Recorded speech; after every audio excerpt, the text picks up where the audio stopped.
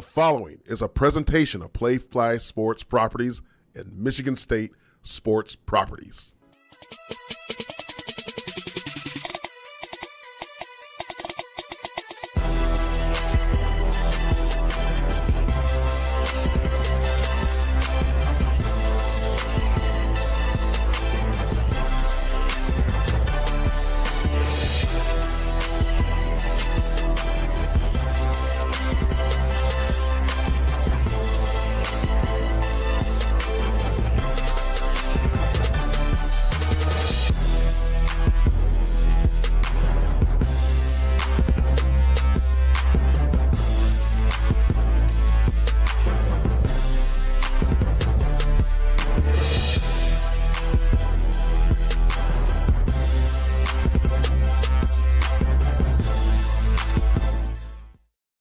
Welcome, everybody.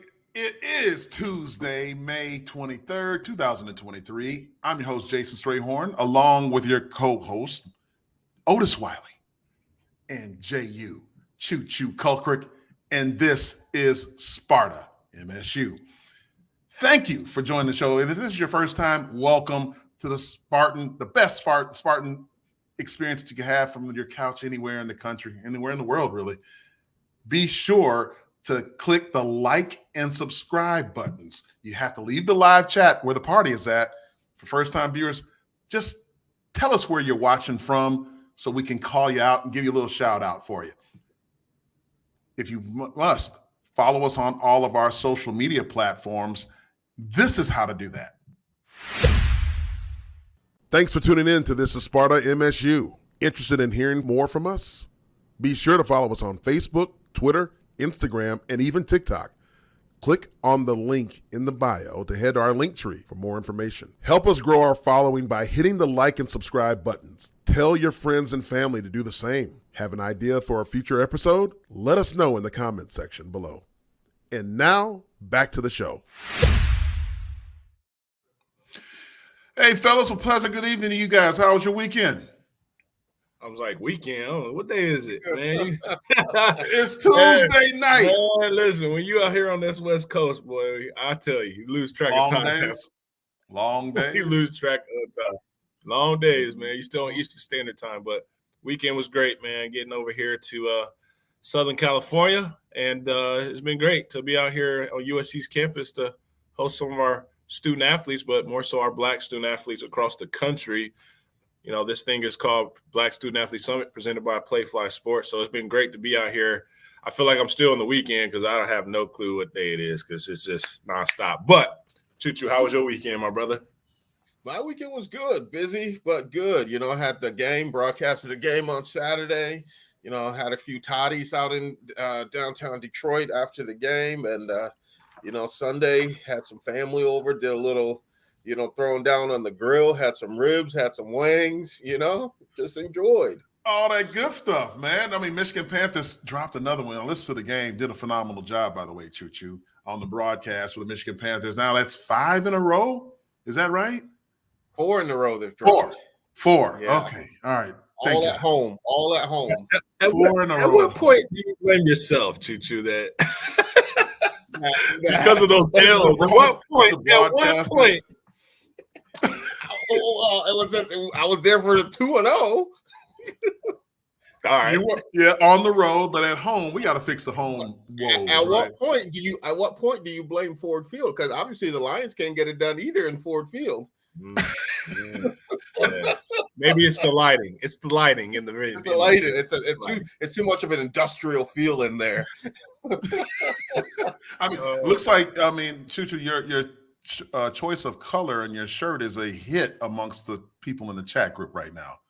You see that? Okay. Usually Otis is the one getting the credit for the garments, but okay, I'll take it. Man, look, I'm regular now. You know, I'm out here. You know, just some printed shirts. You know, you're Southern California ready, man. Just a t-shirt, some jeans, and go out. You know, you dress up, but you try to dress down and make it look like you're really not trying to dress up. That's the thing out here, Otis. You've seen it. I'll be caught out the there. Laker game. Caught the Laker game with Otis yesterday. That was cool. Yeah. Well, we didn't get inside. No. He was right outside. Right outside. We was outside of the crypto arena at a bar. Is you know what's crazy too? It was we walked through the home hotel that we won the Rose Bowl, so it was kind of like bringing back memories, right? Like, oh man, we was right here when it happened, when we celebrated, and it's crazy because we're celebrating the 10-year Rose Bowl champions this season, so it's kind of good to be back in the LA live, but it was oddly weird, like. The LA fans felt like they knew they was gonna get swept because it was not. It was dead. It was dead before, and then all of a sudden it just started turning up when they came back, and we out here starting defense chants like. Defense. You should have heard it. I was like, defense. I mean, it was fun. It was fun, man. It was Laker fun. fans, guys.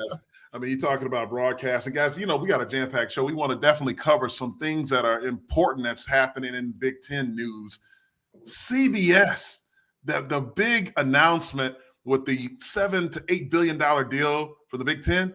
We're finding out now that deal wasn't really finished. It wasn't signed, guys. What say you about this? Michigan, in the Big Ten, Kevin Warren, the former commissioner, did not ink the deal, and it's causing some issues amongst a lot of the coaches and athletic directors and chancellors around the Big Ten. Yeah, great. That is just something that's absolutely crazy. In my world, we work with a bunch of different clients, and there's two different terms. There's a signed contract and there's an executed contract. When a contract's executed, that means both parties have signed and agreed to all terms. First they've agreed to all the terms and signed it. One person can sign it. That doesn't mean it's executed. So that was a huge mistake. And it's going to be, now, you have ADs that are pissed off. You have TV execs that are pissed off. You have coaches that are pissed off about, now they feel like some, even in the contract, they feel a little bamboozled and hoodwinked. Hoodwinked and bamboozled? What you think, Otis? Man, we talk, Chu does have a great point, man. Like, it's like us. If you execute and start activating a partnership without having a signed contract, sometimes that happens. But it's oddly weird. Like that is an $8 billion mistake. Like you don't announce that news until you know that absolutely everybody that it influences is on board. You got Ward Manuel, AD of Michigan, that's vocal. You got Coach Izzo is vocal. I think from a standpoint, think about us. We play Ohio State on one of those primetime nights, right? And we felt like we probably jumped the gun too quick to announce it. And then everybody's like, oh, I didn't even know we was having these nighttime games. Like it's oddly weird that there was not an exit interview or even a transition between Commissioner Warren and then our new commissioner, because you got to be able to say, hey, here's what I got to finish in my my chair here before I go to the Bears. I need you to go ahead and lock this in. Or, hey, man, Tony, hey, I didn't get it signed, so I need you to go ahead and get it signed. Like, just give the entirety, like, oh, this is your ship now, right? You said on the way out, oh, be like, hey, one last thing, make sure this is signed. Yeah. I mean, $8 billion. Legacy, like that was going to be his legacy for the Big Ten is, coming up with that contract, coming up with that deal. And now it's like, but hey, there's a lot. At the end of that article, they're like, we will work through all of that. We're good. It's like, I mean, this is a lot of money on the line, man. And like a lot of USC, UCLA has made their decision based off of kind of this big news and transition of, the Big Ten network expanding. The best part is, man, it's all about revenue, and it's all about who owns the rights. And apparently, Kevin Warren didn't know he didn't own those rights to be able to deal those things. So we'll see how it shapes and unfolds. But I think at the end, this is great news for the Big Ten with the deal, regardless. But just could you imagine going through your emails and trying to find out, do we have a signed contract? Like, can you imagine that? Did we? You typing like that's the thing. Like, you're trying to find a track record. Like, Who's Yes. is the contract in my court or your court? Like, You looking through emails, going through your searched emails, search with attachments, looking at all these things, thinking you have hope somewhere. I mean, it's crazy. I mean, we got a Black Friday game coming up against Penn State after Thanksgiving and all this. I mean, there's a lot of things. Guys, rather than just us chopping it up, let's just bring on our special guest who understands a little bit about this stuff too. Let's bring on former Michigan State superstar, NFL quarterback, and current NFL analyst on Sirius Satellite. Jim Miller joins This is Sparta. Welcome to the show, Jim. It's good to be with you guys. It was fun watching you play and calling the games, and now I get to be on your show. So I feel honored that you guys reached out to me. So looking forward to it.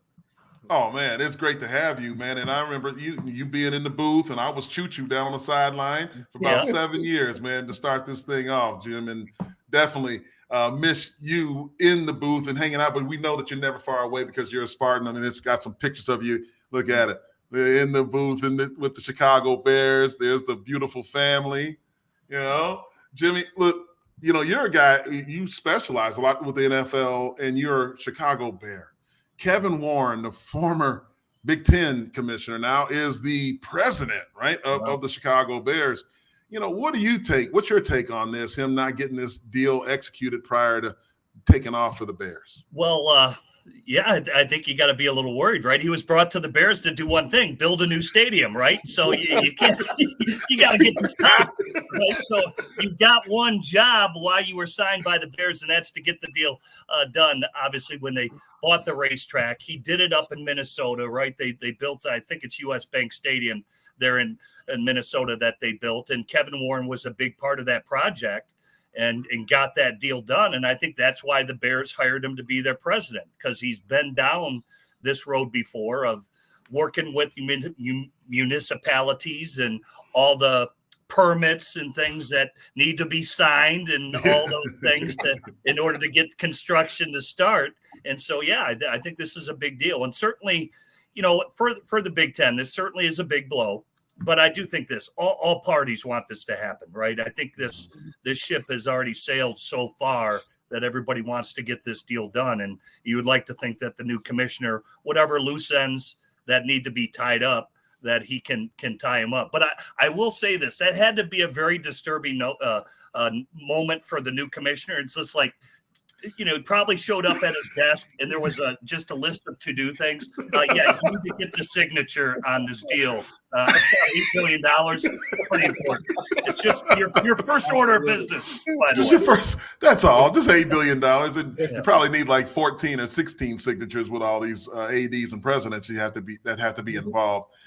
Looking at the schedule. When you look at the night games that are coming with NBC. Michigan State's playing at Ohio State at night, and then the night game looks like on prime time for Black Friday with Penn State. What's your take on Big Ten games playing at night? I know there's been a unwritten rule that teams just don't play at night after a certain time in the year. What do you think? It just seems like, and it's true at the NFL level too. Obviously, I cover hardcore NFL. I mean, NFL's going to Black Friday games. I mean, look at the games they're all playing abroad too. They got 2 games in Germany. They've got 3 games in London. And so they're all expanding. They're trying to expand these markets, and they're coming up with all these niche ways to do it. I mean, look at the NFL. They're even thinking about flexing Thursday night games now. I mean, to get a bigger audience, to get a bigger draw.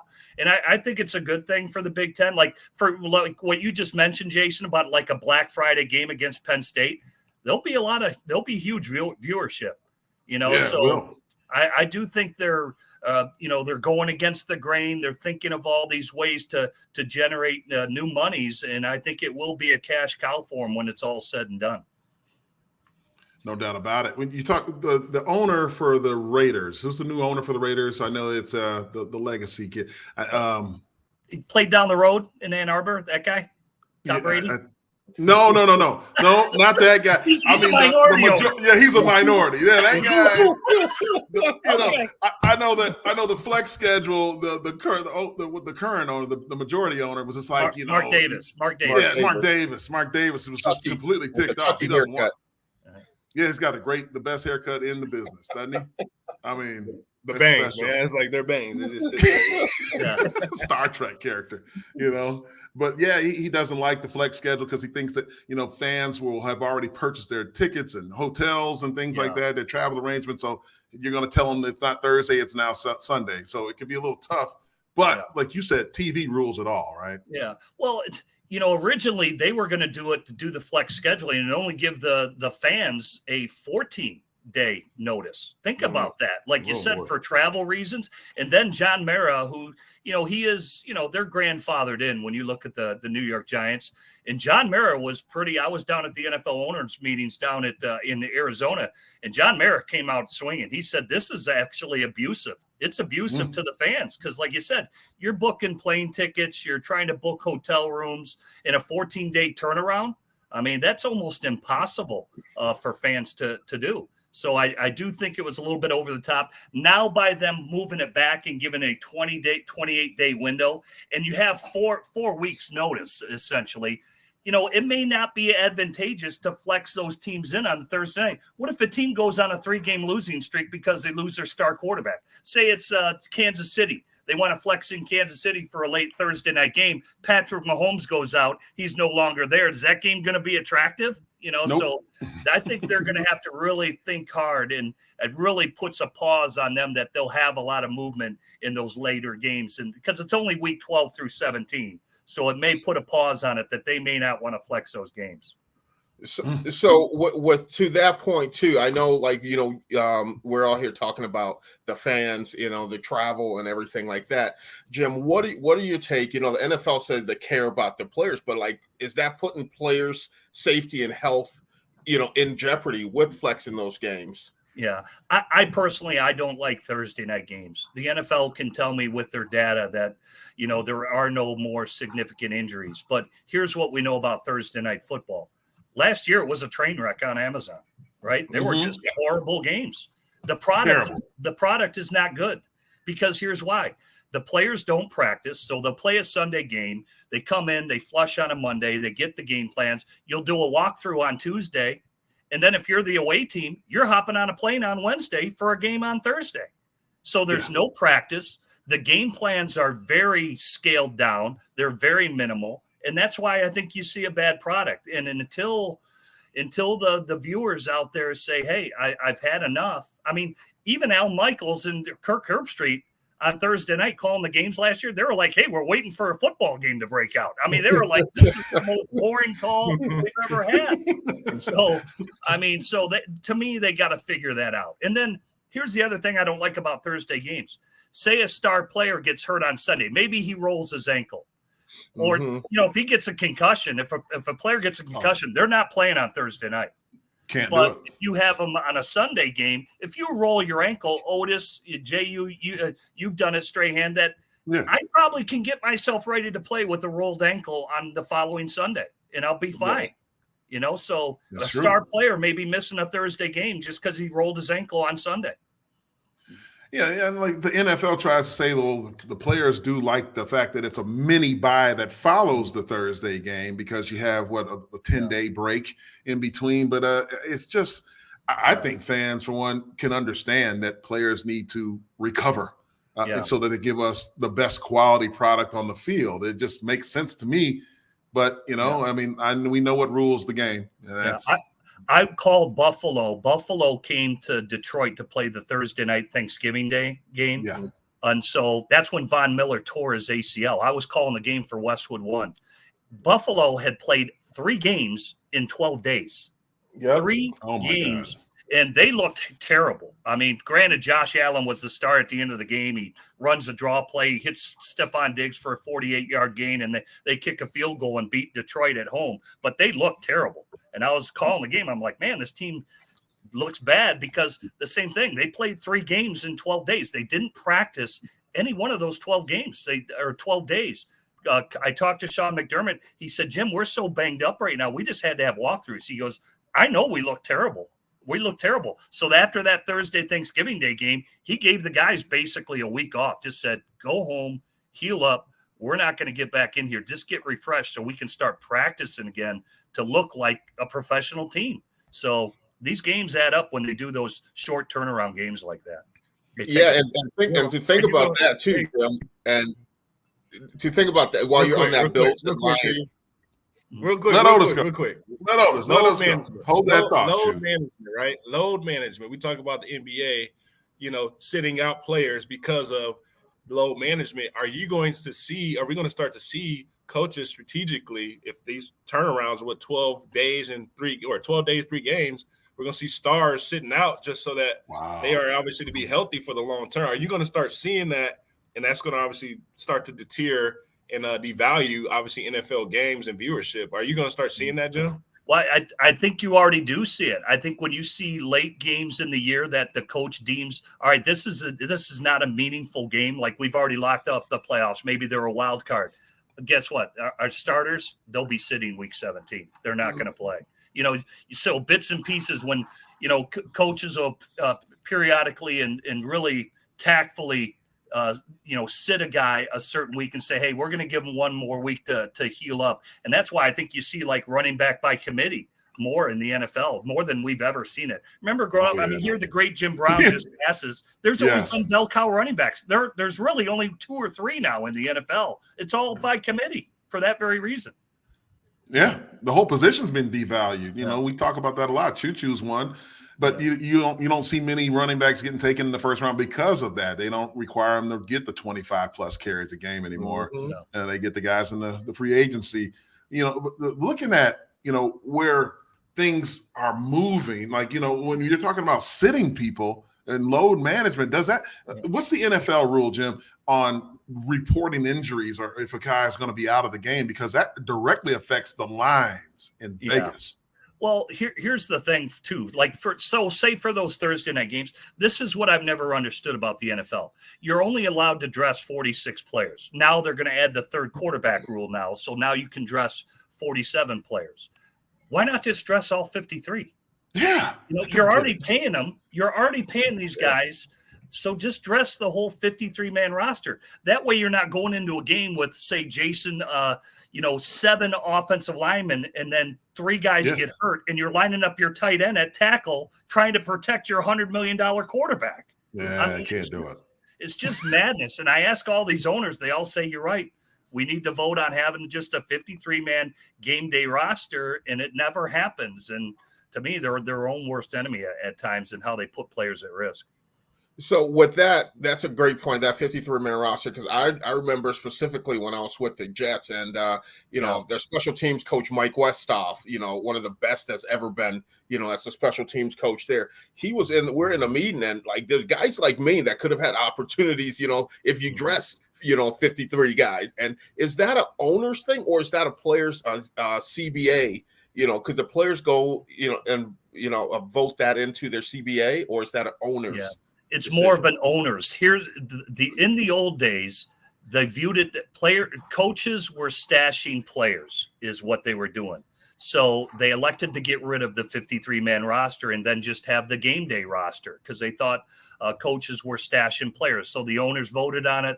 This is what they came to. But now it's different because if you look at the practice squad, they're allowed to have veteran practice squad players now. Yeah. So there's really no reason to have it. Everybody should be allowed to dress and just dress your full 53 when it's all said and done. And now think about the rule that came down today with the fair catch rule. I talked to former NFL special teams coordinator Brad Seeley. I was with him a few years in the NFL.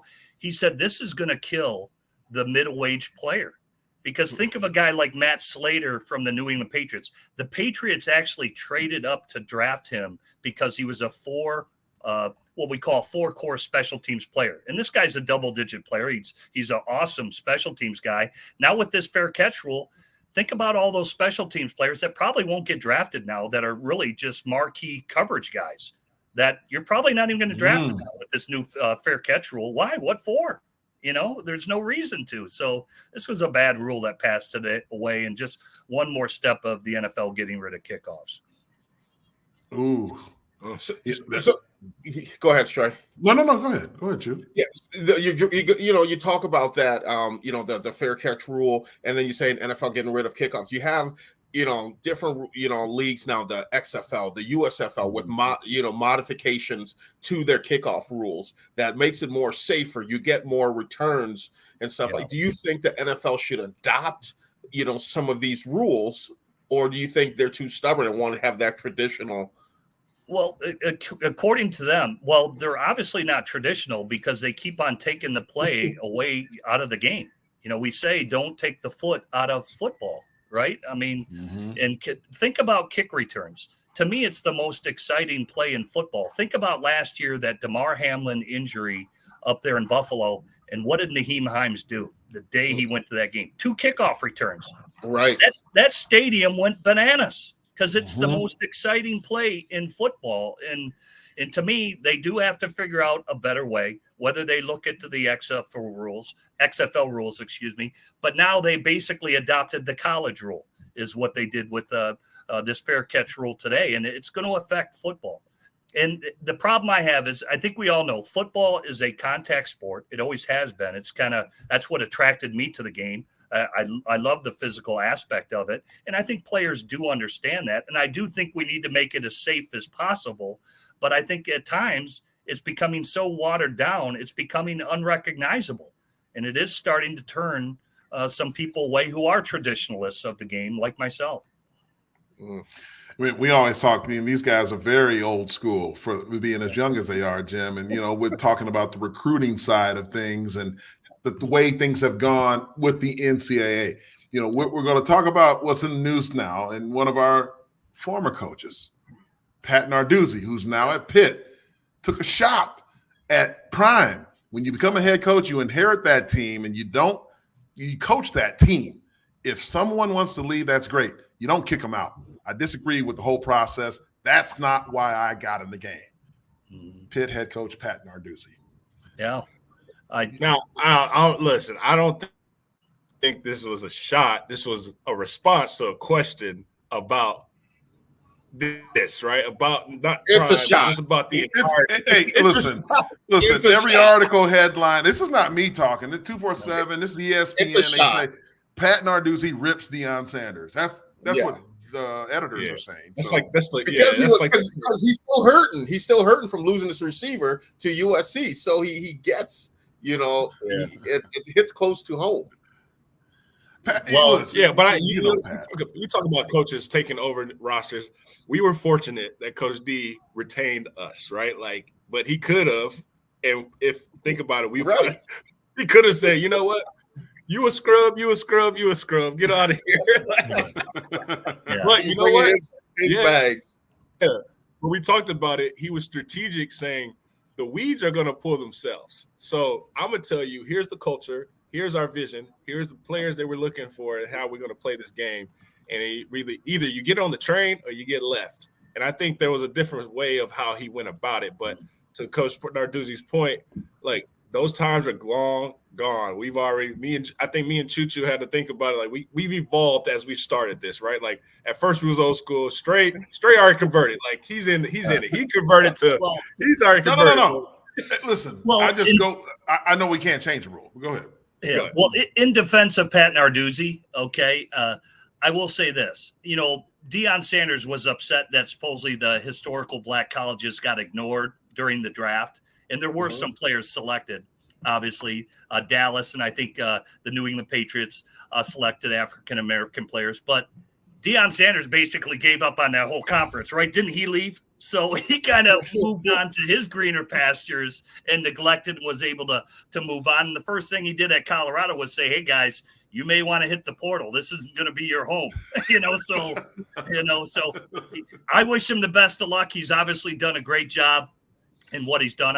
I was down at the Senior Bowl, and Jamar Miller, the one linebacker who played at Jackson State, was a really good player, and he didn't get drafted, and he probably should have, but he was a high priority free agent. But it's going to be interesting what's going on out at Colorado. So, but I'll give Pat Narduzzi that as his defense. Let's just throw it out. You look at what it was when you talk about the Pat Narduzzi, not the Pat Narduzzi, but Coach. Prime? No. I'm thinking about your coach from Michigan State, D'Antonio. D'Antonio, Mark D'Antonio. I don't know how I draw. Like Coach D used to always talk about how he kept everyone when he took over the job. And that was the most, like, it was a prideful thing for him. And Narduzzi was his defensive coordinator, as we all know, has moved on to Pitt. And he's saying the same thing about the players at Pitt. Like, hey, we didn't lose anybody. That's not why I signed up to do this job. When you look at the rules, how they are now with the transfer portal, we know about NIL. The NCAA now allows new incoming coaches to sign more players than the 25 limit that they had on the 85 scholarship players typically annually. They can sign more high school players. They can bring in more transfers. So it's more of a policy thing, in my opinion, than the position of a coach, because you are required, the money that they're paying these head coaches, to win now. It's not win in 4 or 5 years. It's win now. Yeah. So who is to blame here, really? Is it Prime? Is it that, or is it the policy that's already there? What's you guys' take on that? Well, it definitely is the wild west right now, but I think it is starting to settle down. And here's why I say that. Because you mentioned that win now mentality. It's become like the NFL, right? They're going to have basically a salary cap, and that salary cap is going to determine who they can sign, who they can't. And I'll give you the example, and it relates to Pat Narduzzi. It'd be the receiver, Addison, who just got drafted by Minnesota, right? He had Addison, who was the Blitnikoff winner, on his team. Alabama comes calling. They want to give him $1 million. And then USC comes a calling. They want to give him 1.5, and he goes out to USC. And you can't blame the kid. You can't blame him. He's, and that's the rule, and he's able to go out and sow the fruits of his labor, and he deserved it. He had a great year at Pitt. He had over 1,500 yards. But the problem for a team like Pat Narduzzi is he says, I've got to now pay more money just to retain the players that I recruited, that committed to me and this program. And so now I think you're going to see college teams structured a lot like NFL teams, where they'll have a general manager to scout the NIL portals, look at other rosters and say, hey, we think this player may be available. How much of a budget do we have for the NIL where we can support and have, almost like a salary cap where then allotment is there to spend, and then it becomes a fixed cost. That's what NFL owners love about the NFL. You have a hard salary cap, right? This year it's $224 million. That never changes. That's all through the money, through the TV deals that they did. None of that money comes from ticket sales or anything like that. So I think you're going to start seeing salary caps that are going to be put on college teams, and maybe that'll start to really corral the wild west atmosphere that's unfolding right now. It seems like it's starting to go in that direction. I love that. I love what you're saying there, because it does need to be that. And I think it needs to be tied to MMR. Yeah. Otis, multimedia rights deals, that the portion that comes in, the television deal, all those things could create that salary cap scenario that you're talking about, Jim, in the conferences. You see. Yeah, that's where the NFL, that's where all the players' salaries get paid. The NFL just signed the 10-year, whatever it was, $110 billion deal. That's what pays the players' salaries. Each year, all these networks, they cut the teams the check. All right, here's your $224 million. Now the teams know they're good to go out in free agency, sign who they sign. And to me, that's how it should be structured in college, with all these big, the SEC network deals and just NBC, however it's who's all paying each network, Big Ten network, all that to me should be what pays the players. And then anything else from parking and concessions, much like NFL owners who own their own stadium, they get all that revenue themselves and they share it with other owners.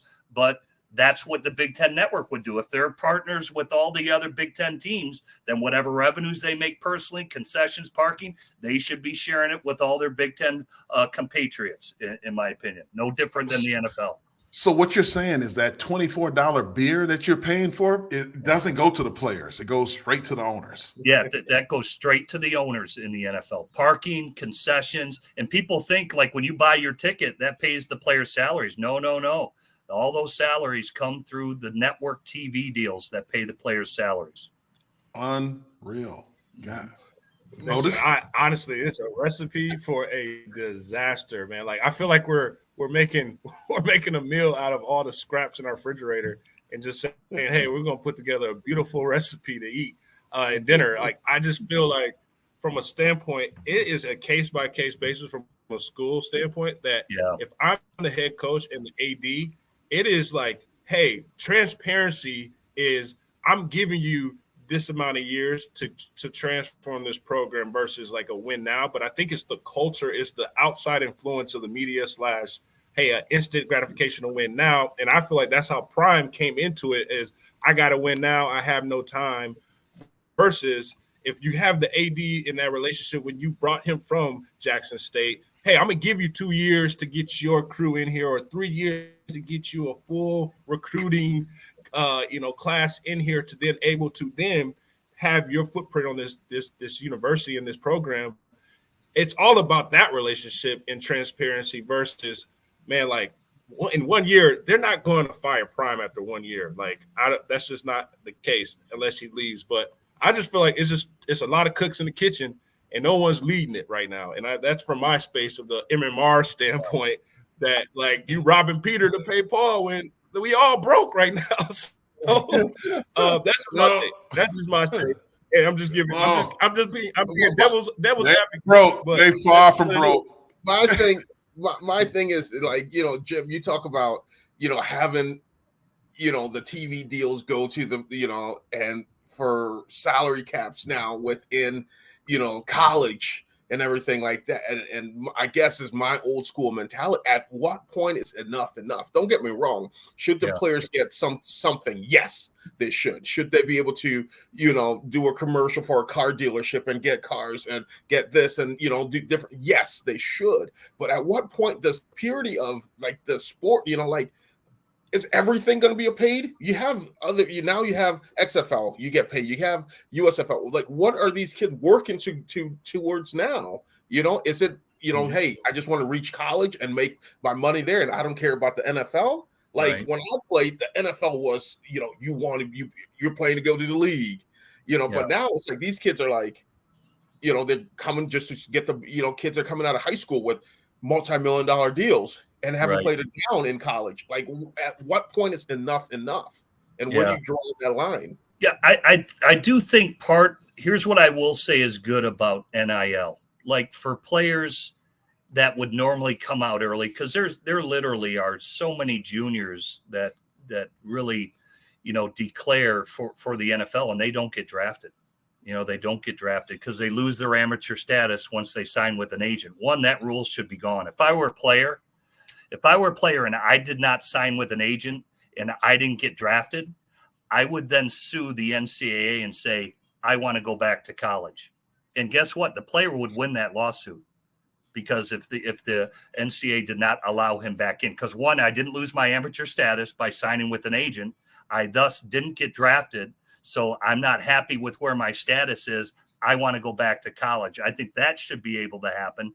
But two, here's why I mentioned the NIL is good, that some players who probably would declare, that maybe he's got a rough family situation or he has some burdens where he feels that he's got to now declare to maybe help out some family members. Now, if he's getting the NIL money, he may sit back and make a decision. Say I'm making $500,000 of NIL money and I know it's been tracked that I'm probably going to be a 7th round draft pick. Well, why don't I just stay in college another year, make my $500,000, and then, we'll see what happens the following year when I'm a senior and I'm probably more mature. I'm probably a better player, where maybe some guys will make the decision because they're making enough money where they won't want to declare and they stay in college and get that year of maturity. Because one thing I've noticed, like this year's class that got drafted and we called every pick, because of the COVID years, guys had to stay in one more year. And I noticed just not only the physical maturity of players, but the mental maturity of players. The guys drafted this year, there was a more maturity about them. I mean, and I'll give you an example. The quarterback that the Lions drafted, Hendon Hooker. That guy blew me out of the room, man. Just how mature he is, how thoughtful he is, how tactful he is, and he's just all around mature. And I think across the board, every team that I talked to, their GMs, they all said the same thing. You're right. And we make this big deal about guys coming out early. It's not such a bad thing if they come out late. It really isn't. They're more mature if that happens. So you're muted, Stray. But so, while you're on this, do you think the NCAA should get rid of I know you just said guys more mature when they stay longer, but the 3 years that you have to stay, because now it's like you're getting paid either way. Would more kids go to the universities for the university if they know they can be, 1 or 2 years in and then go make money in the NFL, or bouncing around? Do you think that rule should go away? Well, unfortunately it affects your position more than any, Jehuu, because this goes back to Maurice Claret. Yep. The NFL definitely wants these running backs younger, and really Jason brought it up. Like, look at how that for your second deal as a running back, that market is cratering, man. It is cratering because they want to draft, say, a Bijan Robinson, get the 5th-year option on him, and then he could be gone by his second deal. Look at Eckler. He can't get a deal. Saquon Barkley can't get a deal. Josh Jacobs can't get a deal, because of that very reason. So running backs to me that's really the only position where you'd say, hey, man, kind of the younger, the better. But everybody else, I do think 3 years is about right. I just know from my standpoint, I don't know about your experiences. I even coming from Michigan State, who we trained like the Pittsburgh Steelers, that was George Perles. I was not physically ready for the rigors of the NFL until I experienced it that rookie season. I really wasn't. I agree with you on that. And you're saying adopting that NBA model. Yeah, definitely. Yeah. So you say you said for that's exactly years, right. We should adopt the NBA. Yeah, adopting that NBA model where we test the waters without signing an agent, and then you can come back year 3, and you can come back. Versus I think that will make sure the game is healthy. To your point of kids are feeling like they have to make this hard decision, right? To then say, hey, I got my NFL draft evaluation, and then I come back to build on what they gave me from an analysis to be able to get a better spot in the next class draft. Yeah. I agree. I mean, there have been some guys that have draft evaluations. Oh man, you're going to go in the 2nd round. Then they don't get drafted till like the 7th round. And it's like, hey man, what happened there? But here's my point. If you don't sign with an agent, you don't lose your amateur status. So how can the NCAA stop you if you do declare for the draft, you don't sign with an agent, so you haven't disrupted your amateur status? Hey, guess what, NCAA? They'd lose that lawsuit because I have not lost my amateur status. I should be able to return to college football. They would lose it 100% all day long. Nobody's ever done it, though. I don't get it. That's a great point. And Jim, that's free game. Free game. Yeah, without a doubt, right there. I mean, hey, young players, pay attention. We're schooling you here, Jim. There's nobody better than you to answer the question, because when you look at, you brought up Jordan Addison from Pitt. We were talking about Narduzzi earlier. Yes, he did go to greener pastures, but when you look at what he was dealing with. Yeah, Kenny Pickett, right? He gets drafted in the 1st round to the Steelers, probably going to be he is their starter for the Steelers. Right. So he loses the quarterback. A new offensive coordinator comes in spring. He gave him a chance. He actually went through spring. The guy didn't want to throw the ball. And he felt like, here I am as the Biletnikoff winner. What I cannot go to the NFL because of the 3-year removed from high school rule. You have to be 3. So for anyone that's listening, you have to be 3 years removed from high school to go to the NFL draft, to be draft eligible. So now would he lose his stock by staying at Pitt versus being able to move to greener pastures as he did? NIL is a part of it, but also, his NFL stock would have been changed. What is your thoughts on that? Well, here's my thoughts. He played better as a Pitt Panther. He had 1,500 yards. They used him in returns. They used him on jet sweeps. Lincoln Riley did not use Jordan Addison like that. I think he only finished with a little over 800 yards. How much did he lose in his draft stock by going out there? Yeah, he may have made the NIL money, but I contend he would have went a lot higher than when he was drafted by Minnesota this year. If he just stayed at Pitt, knows the system, how they utilize him, how he was impactful, he may have won the Biletnikoff again. We don't know, So I think he kind of cost himself some money by moving out to USC. Again, I don't blame the young man. I get it. I think we all get it. Whatever he was making at Pitt was, about $1 million less than what he got out from USC and Lincoln Riley. But how much did his draft stock? Because I think if he would have stayed at Pitt and put up another 1,500 yards again, he may have been the first receiver taken in this year's draft. With a different quarterback. That was the thing. That's what I'm. So he's got a different quarterback and a different offensive coordinator who didn't show him that he would throw it. That was the evidence that he had. And I don't know Jordan. And he's the Heisman winning quarterback, no less. The guy won the Heisman, right? Yeah, I'm with you, Jim. I agree with you 100% on that. And to that point there, my question is, because you spend time at the NFL owners meetings, you talk to GMs and everything. And with everything going on in college football right now, are GMs looking at players and being like, this guy's going to this school, he's not sticking through, at this current position? Like, if adversity hits him, is he going to pick up and leave? Yeah. Are they putting that into consideration when they're looking at players now in the draft? Yeah, no, it's a great point. It is brought up about Zay Flowers. A lot of coaches liked him because he could have left and probably made a lot more money going to a different school. But a lot of teams did like his loyalty aspect and why he stayed at Boston College. I actually interviewed Carl Brooks. He's a defensive tackle from Bowling Green. He could have actually transferred up. He went down to the Senior Bowl. He knocked it out of the park that week, and everybody was like level of competition, all this stuff.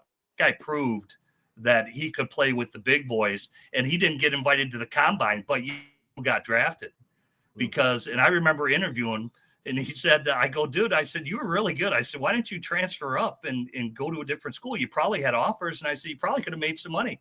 He's like, well, my dad always mentioned that I need to finish what I start. And I kind of like it here, so I'm going to finish what I start. And he did, and good for him. I think there's numerous reasons why, but those are other, factors that you're right. It's another element that you kind of have to scout in draft of what motivates players to do what they do. Like you said, maybe it's a family issue, that, we all know people can fall on hard times, and, maybe the player feels responsible. I'll give you a case in point. Tua Tagovailoa. He basically, his whole family moved from Hawaii to Tuscaloosa in Alabama, and he was supporting them. He's still supporting them.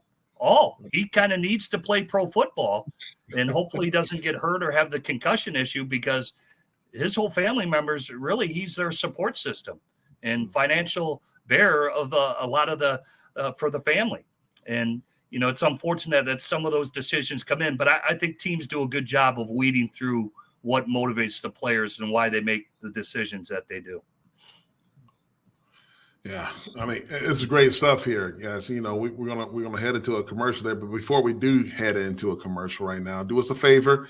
If you are in the live chat, please close it, hit the like and subscribe buttons, then join us back in the live chat. It doesn't cost you a thing, but helps us a whole lot. Now listen to this message from our friends over at IHOP.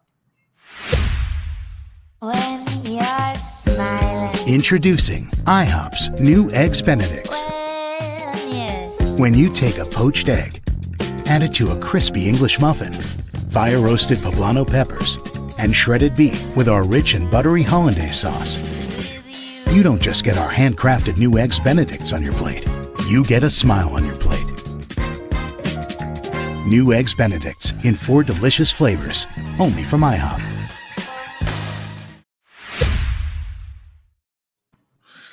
All right, Jim, now we're going to shift gears a little bit and just kind of get to know you a little bit. If people don't know you, I mean, I don't know how they don't. But anyway, but we can ask you. So talk about, the beginning, man. When did you start playing ball? I know you played a little bit of, hardball too. So talk about that, your time coming out of Clarkston. Yeah, it's just sports in my family were always important. I was the youngest of five. My dad, if you weren't in a sport, you better be doing something, because if you were going to get in trouble, there's going to be hell to pay. You had to, there's going to be something going on in your life. And so all my brothers and sisters played sports. My dad always constantly mentioned to me, hey man, you got your whole life to work. Just go play, enjoy the sports. So I played all three. I played every sport: football, baseball, basketball. Grew up on a lake. I swam, I skied, snow skied, you name it.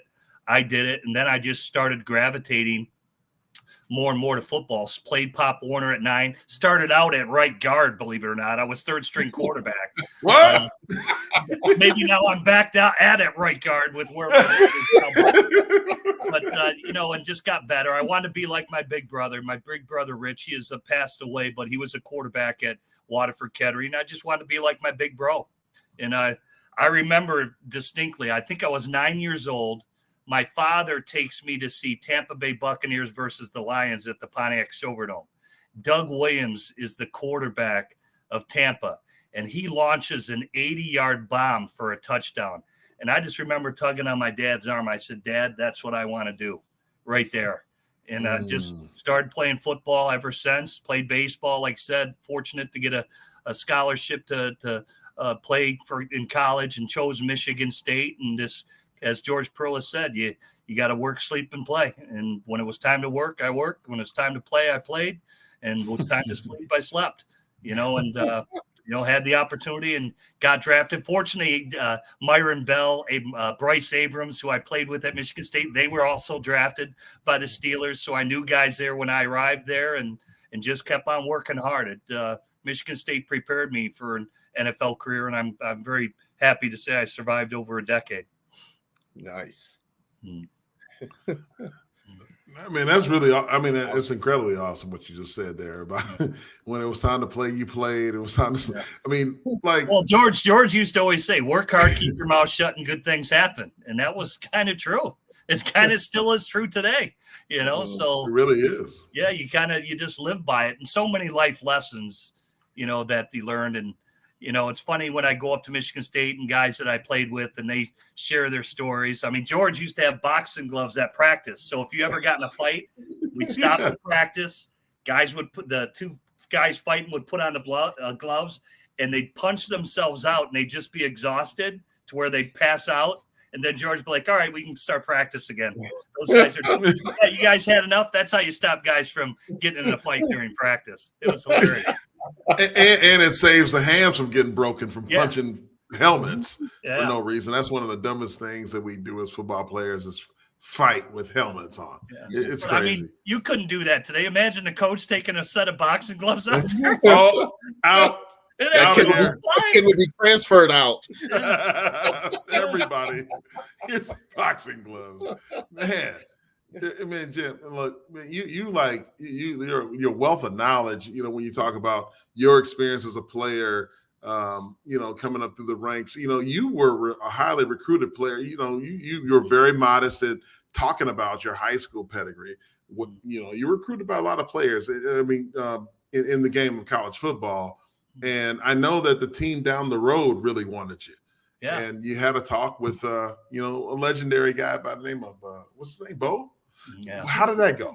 Well, I was really good at baseball. I got drafted 3 times for baseball. And, I wanted to play both sports in college. George gave me that opportunity at Michigan State, and Bo was reluctant to do so.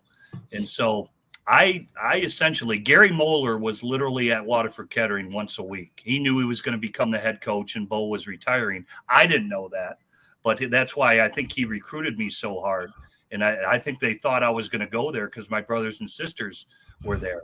Little did they know Norm Parker, who recruited me at Michigan State, God rest his soul. His son's doing a great job down at Iowa. Phil Parker, he's incredible. And so when I went to my Michigan visit, I canceled my Stanford visit. Notre Dame, I knew I wasn't going there. So to me, it was going to be in state. And I'd always gone up to Michigan to watch games, but I really enjoyed my visit at Michigan State. I just felt like this was the right place for me. So I went to my visit at Michigan, walked in Bo Schembechler's office. One, I was mad because he didn't introduce himself to my parents, so that upset me. And he basically said, well, are you a Michigan man, baseball, football? I don't know if we're going to let you do it here. And I said, I guess I don't need to go here. I said, Mom and Dad, we can get up and get out of this office right now. And literally as fast as we walked in there, we were walking out that door, and Gary Moeller's eyes were about as big as saucers. When I came walking out, I said, Gary, where's the nearest phone? And I committed to Michigan State from the Michigan Wolverine football office. I called Norm Parker and told him I'd be coming a Michigan State Spartan just because of that meeting alone. Unbelievable. Y'all hear that history? Can't nobody challenge that. And my mom and dad, I'll never forget, my dad and mom turned to me. They said, son, you made the right decision. We wanted you so bad to go to Michigan State. They knew I made the right decision. They felt it just like I did, that it was the right decision for me. And it was the right decision. That is crazy. You guys are stunned by this. It was funny. So Gary Moeller's like in disbelief that I said, hey, man, where's the phone? And the funniest thing is Norm Parker picks up the phone, and I said, hey, Coach, this is Jim Miller. He said, hey, aren't you you're in Ann Arbor on your visit? I said, yeah, but I'll be coming to Michigan State. He was ecstatic. It was hilarious. He goes, are you serious? You're committed to Michigan State from Michigan's football? I said, yeah, I just did.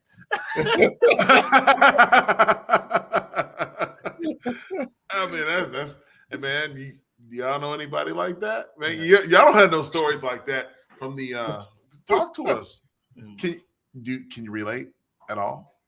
Well, I mean, I don't know what it was for you guys. I just knew going to Michigan State was the right place for me. How about you, Otis? You obviously did. Jehuu, you did. I knew it. Yeah, I think, and I so I can't talk. What'd you say? I have a delay on my thing, so I said I have a delay in the hotel room, so I don't know if you can hear me or what. Yeah, we can. But, we can. Okay, well, I was cornered. I feel like Big Brother was watching because John L. Smith basically had a tracker on my phone or something. Like I couldn't step on the plane to go to Illinois with Ron Zook, which I still did. But then he was like, a little birdie called me. You're still taking visits, And he basically said, "You made a commitment to me. I think I need to take my commitment from you." And I was like, "All right." Like, I think you won there. I'm gonna come to Michigan State. We're good. I don't need to go nowhere else. So that was my story. But I was bamboozled a little bit, It's like I didn't want to lose out on the scholarship, So I came here automatically quick. So you done. You John L. Smith. Trust me, we get it. We understand, Otis. Exactly. We totally get it. Jim had to call those games. Oh man. That was some bad football, bro. Other than you were a hard hitter. Oh, those were rough to call, man. Jim, talk about your favorite call in the booth as a Michigan State analyst. Man, there were so many, but I loved when Michigan State went down to and Kirk Cousins was the quarterback and beat Ohio State in the horseshoe. I mean, it was that was a huge event. I mean, obviously the Big Ten championship was just a great, place, just for Michigan State to play as well as what they had, and the linebackers and Pat Narduzzi's swarming defense and all that. Max Bulla, that whole group of players were just tremendous. Obviously I called for Westwood 1, the game in the Big House where Jackson returned the punt block. Oh yeah. So I called that game for Westwood. It was I've never heard a stadium more dead silent than that. And that the Michigan fans wouldn't leave. They thought the officials were going to come back out and say, no, we replayed it. It's no good. And they stayed in there for about a half hour, 45 minutes after the game, just in disbelief, thinking that the officials were going to come and change the call. Michigan State Spartans were already partying in the parking lot. That was the by far the greatest game and the greatest slam dunk of dead silence at U of M. How do you control you're calling that game for Westwood One now? You're not calling it for Spartan Media. You're calling it for how do you control yourself? My guy was ridiculous. Yeah, how do you control yourself as a former, Spartan? Well, a great play is a great play, and it's the excitement of the game. And, I just, what just witnessed was something that you've never seen before. It's like, holy cow, as a football fan, you're just excited and in the moment. But it was even more gratifying that was Michigan State against their big-time rival, Michigan, in the big house. Literally shut up 55,000 were Michigan State fans. So they shut up about 55,000 Michigan Wolverine fans in an instant. Dead silence. I mean, they were playing the Bullwinkle song, and all of a sudden the band. You ever heard it? It was like what the heck's the one movie where the band is everything just came to a dead silence. It's hysterical. It was a surreal moment that I've never witnessed in my life. What was interesting, Jim? You brought up your favorite game that you called was the Kirk Cousins Ohio State game. Yeah. And for me, I would think, man, you would say Little Giants or something like that, or maybe even the Rocket, the play with Keith. Pass. Yeah. Keith Nichols. Yeah, Keith Nichols. Catching that from. Yeah, I would think that. But you said Ohio State, so I gotta ask you, as Ohio State, going down there and watching you. I think it was '93. You were in Columbus. And you dominated that game. Now, here I am. I'm a senior in high school. I'm watching TV, and I'm just like, okay, Michigan State's recruiting me. Ohio State's recruiting me. And I'm just like looking at that game. And I saw man, the Michigan State guys are kicking ass. And you ended up losing that game. Yeah. You had a great game. I remember watching you, man. As I'm talking about, I'm just a little guy, right? Watching you and saying, man, this is something good right here. Yeah. Does that have something to do with why you feel that way? Yeah, it does. That game cost us the Rose Bowl. I think we were 4-2 heading into Ohio State, and we had already beaten Iowa. We had already beaten Michigan. So if we beat Ohio State, we're going to the Rose Bowl. And it's unfortunate that game. Pete Stoyanovich, who was a kicker, he missed 4 field goals. And I remember George at halftime. Pete, we go in at halftime, and George is in front of the team, and Pete's in the first chair, and George is grabbing his vest. What are you doing in here? Go practice field goals. Guys are dying laughing. And then, unfortunately, now the way that stadium is, you guys know the horseshoe. So we were going into the one end zone, and Nigeria Carter was just a freshman receiver, if I remember correctly. Yep. He was looking directly into the sun, and he almost caught a touchdown pass. It went through his hands because he couldn't see it. The sun. Oh, look at this guy. Talk about sun. There's a sun. But he was looking a quarterback. He was looking into the sun and dropped that touchdown pass, and it was unfortunate. But I can understand. I mean, that day was like blinding the way the sun was, and then but with that play and with the four missed field goals, that cost us a Rose Bowl. Hold on. Wow. So Jim, so you talk about the 4 missed field goals, that you could have been in a Rose Bowl. You could have been standing there with the rose in your mouth, going to Lowry's for the prime rib, but a damn kicker held you back from that. Yeah. It's no secret. I'm not a fan of kickers. No, they're really not a part of the team, quite frankly. I mean, there it is. I've had one kicker who I played with that I thought, that everybody, like the whole locker room embraced. That was Adam Vinatieri. Okay, it was like he's the man. He was like a normal guy. All right, he was normal. So, but Paul Ettinger wasn't bad. No, Paul was great. I played with Paul in Chicago. He had a big game winner, a 54-yarder to beat the Lions up in Detroit, and that cost them, knocked them out of the playoffs. Paul was good, but they're few and far between. Exactly, big time. They're mentally sensitive. That's why they get the yips. They're just mentally not tough. They're mental midgets. They're mental midgets. Yeah. I mean, look, these guys. Look at little people. Has a partner in crime now. Yeah. We got look, man.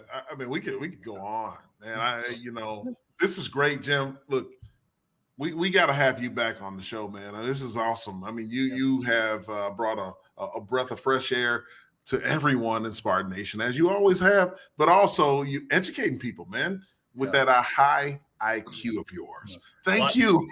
Well, I can't thank you guys enough. Otis, it's good to see you. Jehuu, it's good to see you guys. Love calling games, watching you guys play. You're great players. And Jason, you're doing great stuff at Michigan State. So keep it. I can't thank you enough. I feel honored to be on with you guys, and thank you for requesting me.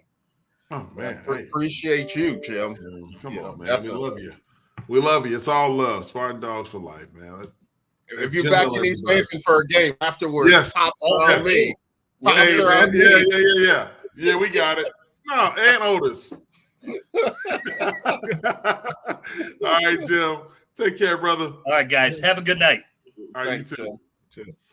Jim Miller, man. Guys, excellent guy. High football IQ, great dude, man. Great Hates kickers.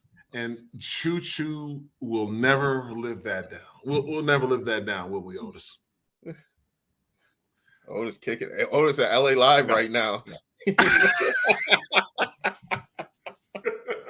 can't hear us. Something wrong with Otis. I can hear you. There's something wrong. I don't know. Yeah. Peace out. There you go. There you go. Hey, Otis. Before I let you go, if you enjoyed tonight's show, don't forget to hit the like and subscribe buttons. It helps us, so we can continue to bring you all the best Spartan fan experience twice a week. Also, check out the playlist section on our YouTube page. And, all of our previous stuff from the great interviews that Choo has given you, the insightful words that Otis has given you, guaranteed to inform you, to entertain you.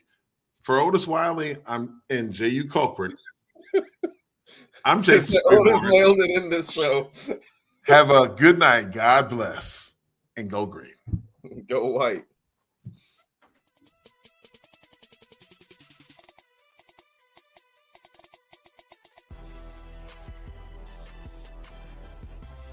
This is Sparta MSU as a combined presentation of Playfly Sports Properties and Michigan State Sports Properties.